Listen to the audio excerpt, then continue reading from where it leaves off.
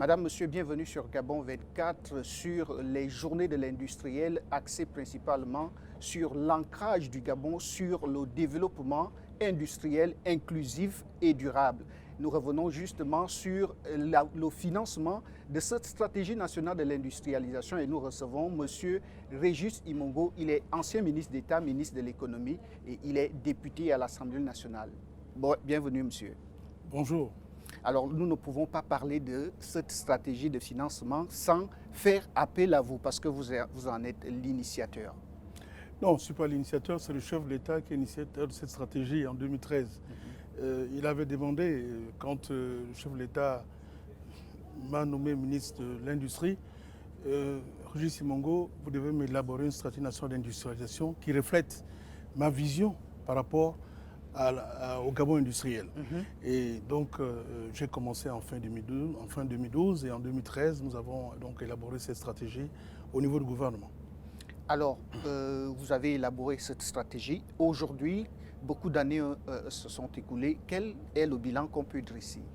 Vous savez, d'abord, cette stratégie a été élaborée dans le cadre d'un partenariat avec les différents acteurs. Le secteur privé était là, le secteur était présent dans toutes ses composantes. Les entreprises, le secteur bancaire, le capital humain, ça signifie donc les employés étaient aussi présents dans le cadre de ce Forum national de l'industrie, et les administrations et les autres acteurs. Donc, 10 ans après, qu'est-ce qu'on peut retenir? D'abord, il faut retenir que s'il y a eu une amélioration par rapport à la position industrielle du Gabon, mais on n'a pas atteint l'objectif qui était recherché par le chef de l'État. Parce qu'aujourd'hui, quand on regarde la part du secteur industriel dans le cadre du PIB, elle est à peu près à 6,7%. Il y a une augmentation, mais c'est insuffisant. Et il faudrait bien sûr que nous puissions aller davantage. C'est vrai qu'il y a eu des aléas, il y a eu une conjoncture qui a été défavorable, qui a eu comme impact le fait de déprogrammer certains projets d'investissement. Maintenant, il faudrait que dans le cadre de cette journée, d'industrialisation, de faire le point, savoir où ça a pêché, pour que nous puissions renforcer du moins le volet industriel au niveau du Gabon. Alors, vous l'avez dit, renforcer le volet industriel du Gabon. Qu'est-ce qu'il faut véritablement renforcer? Est-ce la stratégie elle-même, les mécanismes ou bien le financement? Vous savez, la stratégie avait permis de définir les secteurs clés. Nous avions l'agriculture, nous avons la pêche, nous avons les mines, nous avons la forêt, nous avons les matériaux de construction. C'était les secteurs sur lesquels on pensait que le Gabon pouvait avoir un avantage comparatif et développer bien sûr l'industrialisation. Par exemple, dans le domaine minier, il y a eu la Comilog qui a commencé à transformer une partie faible du manganèse sur place. Mais bien sûr que la volonté, c'est d'aller au-delà. C'est d'aller au-delà, mais en créant les conditions pour.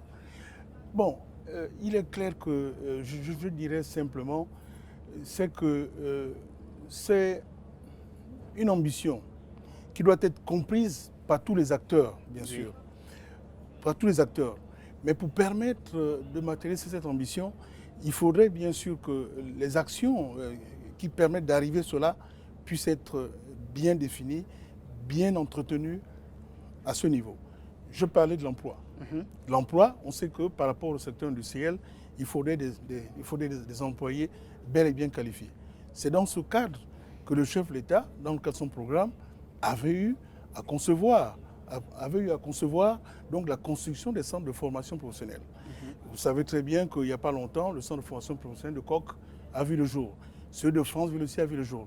Ça permettait de renforcer la qualification au niveau de la main-d'œuvre. Donc, il y a des éléments qui ont eu un petit retard, mais il y a d'autres sur lesquels il faut avoir des actions très fortes. Le financement, il faut des actions très fortes. Et sans vouloir vous couper, vous parlez de financement.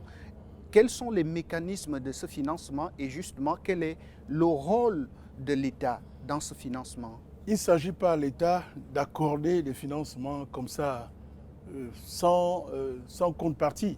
Qu'est-ce que l'État doit faire? Vous savez, par le passé, il y a eu des structures qui ont encore des financements à l'État, mais des financements plutôt aux petites et moyennes entreprises. Mais quand ce n'est pas réglementé, quand ce n'est pas assis sur la robustesse de l'entreprise, ça cause des problèmes. Qu'est-ce que l'État? L'État doit permettre plutôt que les différents acteurs apportent ce financement. D'abord le secteur bancaire. Vous avez reçu tout à l'heure, vous avez suivi M. Henri Claude Lima, qui est président de BGFI, et président aussi de la FEG, par rapport à ce problème de financement.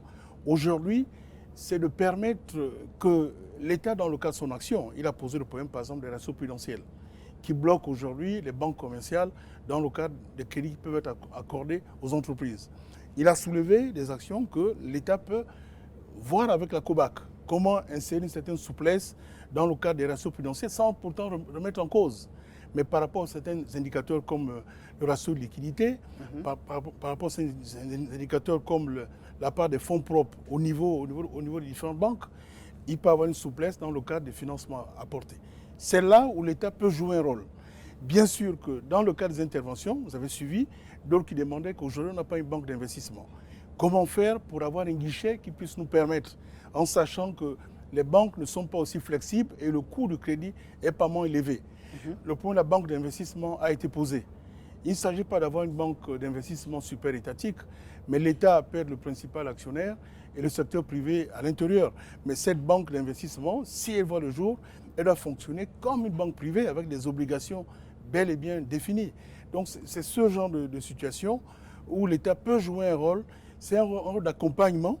Par exemple, au niveau du marché boursier, beaucoup d'entreprises n'ont pas recours au marché boursier sous-régional. L'État peut aussi accompagner les entreprises par rapport à ça, dans le cadre des capacités, comment préparer un dossier au niveau du marché boursier, comment être plus crédible dans le cadre de lancement d'un appel au niveau du marché boursier pour avoir des financements.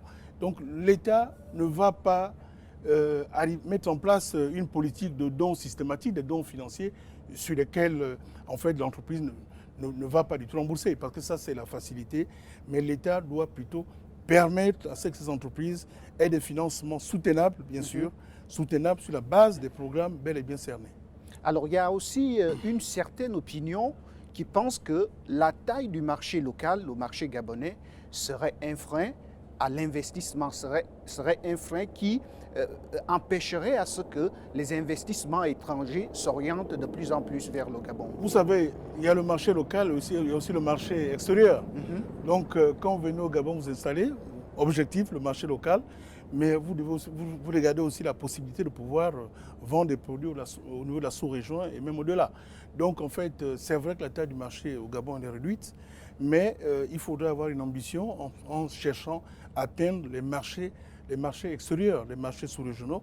Et il y a des marchés où nous avons une liberté de transaction avec ces différents pays. Il y a d'autres où il y a des rigidités, mais nous devons tout faire. C'est là où l'État peut accompagner l'opérateur économique. S'il y a des blocages au niveau des exportations de ces produits dans ces différents marchés. Mais au niveau des petites et moyennes entreprises, c'est d'abord de chercher à écouler sa production au niveau du marché local. Et je pense que pour la PME, il n'y a pas du tout un problème, du moins de taille du marché. Parce que c'est quand elle va grandir que ce problème se posera.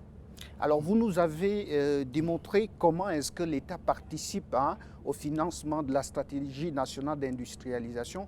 Alors la question que je vais vous poser est de savoir, est-ce que lorsque vous avez élaboré ce plan-là, est-ce qu'une entreprise qui veut se développer, une industrie qui veut s'implanter sur le plan national peut aller aussi vers le fonds gabonais d'investissement stratégique pour demander un financement? Vous savez, le FGS a ses outils, bien sûr. Le FGS a eu à être dans le capital de certaines entreprises. Mais là-dessus, je ne pourrais pas, du moins, répondre à la place du FGS. Mais ce que je retiens, c'est que le FGS est en train de mis en place donc un fonds de garantie qui est déjà une très bonne chose. Ça permettrait que les petites entreprises peuvent se refinancer auprès du secteur bancaire avec la garantie de la structure mise en place par le FGS. C'est déjà un pas à ce niveau. Maintenant, avoir totalement les financements du FGS, ça dépend parce qu'il y a des secteurs sur lesquels le FGS a choisi sa stratégie.